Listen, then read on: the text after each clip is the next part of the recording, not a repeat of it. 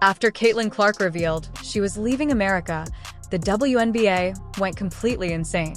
Now, everyone is freaking out like it's the end of the world, but let's face it, it's too late. Neither Caitlin's fans nor she herself care. Struggled with physical defense she's faced at the professional level and voiced frustration with the league's officiating, recently telling reporters, quote, "I feel like I'm getting hammered and everybody is physical with me, and opponents get away with things that other people don't get away with." That's what Caitlin Clark... She worked incredibly hard for this team, grew their fan base, increased marketing sales, and generated more buzz for the league than ever before. People commented on every video that they watched because of CC, which is why the WNBA's higher-ups finally realized that their empire was crumbling. What I am upset about, it's like, hey man, your meal ticket is under constant attack. There's been dirty plays all... However, in all honesty, Clark shouldn't even think about returning since this league doesn't deserve her. You can see why by the way they treated her in just 2 playoff games. After all of her hard work and sweat, how did they compensate her? Let me explain what occurred. Yeah, they're the racists when really y'all are the racists. The people coming up with excuses to hate Caitlin Clark and the new fan base that she... Since Caitlin Clark was their revenue generator and essentially the only reason viewers were paying attention, the WNBA is currently in full-blown panic mode. To say that she is the league's golden goose would be an understatement. She was essentially their entire farm. When Clark took the court for her regular season finale against the Washington Mystics, it wasn't just a scheduled game. It was the season's highlight. Indiana Fever, all right, with Caitlin Clark, led the league in attendance both home and on the road. Fever averaged 17,000. No one, certainly not a rookie, had ever attracted such large audiences before. In fact, she was drawing in over 15,000 fans every game throughout her rookie season, and 2,711 fans filled the stadium that evening, setting an all-time attendance record for a single WNBA game. The most dominant team in the league, they can't draw 500,000 viewers for a playoff game. Atlanta Dreamers and the New York Liberals. Again, the Liberals. They supposedly have stars. Remember when ESPN claimed that the Liberals had the new Big Three? Dreamers, Liberals. 410,000 viewers. The other game was the Phoenix Masculines and the Minnesota Lynx. But here's where it gets crazy. It wasn't just the fans who were going crazy over her jersey sales. It was a Black Friday sale, and we were talking about the league's top players, rookies and veterans alike. It didn't matter because Clark was outselling everyone. The moment she put on that Fever jersey, it was like instant gold, and every fan wanted a piece of history. Suddenly, the WNBA wasn't just a niche sport tucked away in the sports world. It was a full-on phenomenon, all because of Clark.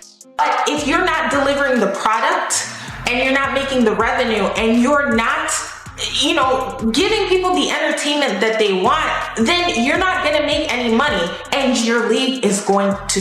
People who had no idea what the WNBA stood for were suddenly glued to their TVs. Tickets were selling out, and every sports show had to talk about her. She was like a one-woman economic boom, with sponsors lining up around the block, broadcasters fighting over who got to air her games in prime time, and even the league's dustiest merchandise flying off the shelves like it was running out of stock. She is the golden goose, so now that she is leaving, the WNBA is essentially staring at a free fall. Not only was Clark up against opponents, but she was also subjected to egregious fouls, trash language, and simply filthy plays that no other player would tolerate. She's the golden goose. And if you thought it was just a few small arguments, think again. These were coming from some of the loudest voices in the league. This wasn't your typical on-court drama. Rather, it was a full-fledged campaign to destroy her, and it got ugly quickly. First up was Alyssa Thomas, who essentially threw petrol on the fire following the Indiana Fever's thrilling defeat to the Connecticut Sun. In her post-game interview on September 19, 2024, she went straight for the jugular, omitting any discuss. It's not built for the physicality of this league.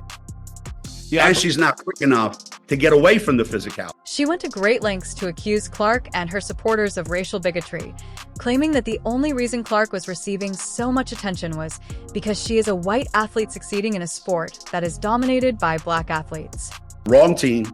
She's got the wrong skill set to handle the physicality of that league, and she's a rookie. Thomas didn't hold back when he called the Clark hype nothing more than the product of her being, quote, a white face in a sport that has historically been founded on black excellence.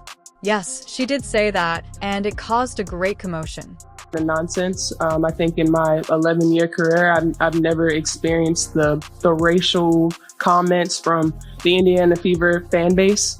We had her face on a serious matter that happened in this world, and it's unacceptable, honestly. And there's no place for it. However, things took a nasty turn just one game later in the first round of the playoffs against the Connecticut Sun.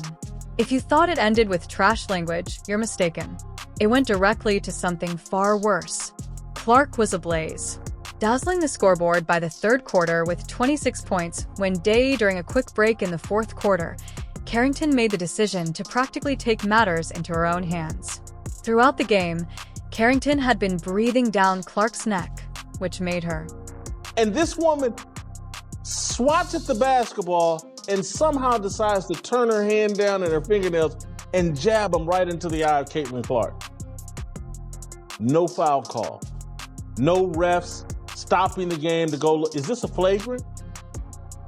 None of that. Just everybody moved on. Instead of going for the ball, she went for Clark's face and stabbed him in the eye with her finger. This wasn't a friendly poke. Rather, it was a violent blow that briefly blinded Clark in one eye. The referees might have easily passed for statues. No whistle, no foul, nothing. She stumbled away, scratching her eye and attempting to shake it off. But did she sit out? Nope, she returned immediately, because that's what she does. She fights even when it seems like the league is ignoring her. Star, your meal ticket, the reason why you have relevancy, just got stabbed and assaulted and nothing. Instead of going for the ball, she went for Clark's face and stabbed him in the eye with her finger.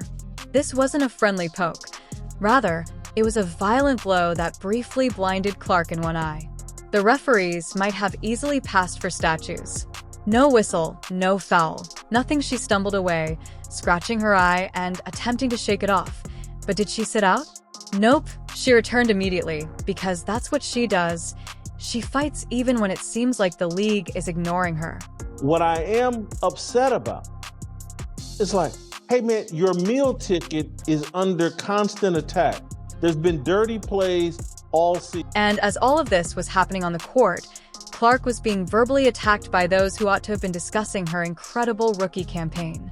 The loudest of all of them was none other than Sheryl Swoopes, who spoke candidly about Clark's talent and her record-breaking season just a day after the playoffs ended. An attack on Caitlin Clark. Caitlin Clark's the wrong face for this league because her fans are so racist. Where have I heard this argument before? Oh, Donald Trump may be fine, but all the MAGA people, they're terrible. They're the deplorable. She took the low road and called Clark the blonde, blue-eyed American that fans allegedly favored, dismissing all of Clark's accomplishments. This effectively suggested that Clark's attractiveness, not her talent, was the sole reason she was receiving so much attention. 14,000 followers. And it's really easy to ignore, and most people don't know who she is in the sports world. The only reason why people even know who she is because of Caitlin Clark. And she still only got 14,000 followers on Twitter. She doesn't have much of a brand. Even though Clark was outscoring and outplaying nearly every veteran in the league, Swoopes turned it all into a race and image twist, turning her success into a stereotype that had nothing to do with her play. These weren't just petty remarks or cheap shots. They were intended to destroy Clark and make it appear as though she hadn't earned her spot in the league. The hits weren't just physical, they were personal, intended to take away any respect or legitimacy she had earned, and to give the I'm simply saying, the issue is about marketing versus basketball. the merits of playing basketball compared to the merits of bringing marketing into the equation to influence potential. What would you do, then, if you were Caitlin Clark? Let's face it, her decision to leave the WNBA and go to the NBA didn't just shock the league. It completely destroyed it. On September 26, 2024, just 2 days after the Indiana Fever's playoff collapse, she dropped the bombshell, and it was like the entire basketball world. Hit Paul Clark didn't mince words when she stated that she needed a vacation from the constant mental strain she endured during her rookie season. Can you blame her for being singled out on the court, being beaten off it, and having no league protection? It wore her down, but it wasn't just the beatings she received from opponents. It was the WNBA's complete inability to support her. Clark felt abandoned in addition to being unprotected. There were regular season games this season where Caitlin Clark drew more than 1.8 million viewers. However, I hope Kat Engelbert is ready for disappointment because there's a hell of a lot more of it on the... And let's not fool ourselves. Her timing couldn't have been worse for the WNBA, which at last saw a spike in all forms of revenue from ticket sales and viewership. To give you an idea of how enormous she was during her debut season, Clark alone attracted over 500,000 fans. Yes, 500,000 people came simply to see her, something the league had never witnessed before. Without Clark, those sellout games will resemble high school scrimmages. The sky-high secondary market prices will take a nosedive, and the sponsors who are finally showing interest are most likely already packing their bags. For the Fever, however, things are even worse, and they're facing irrelevance once more. Gainbridge Fieldhouse, which was electrifying every time Clark on the court, will return to being a ghost town, and even nearby businesses that were benefiting from the game day crowds will feel the effects.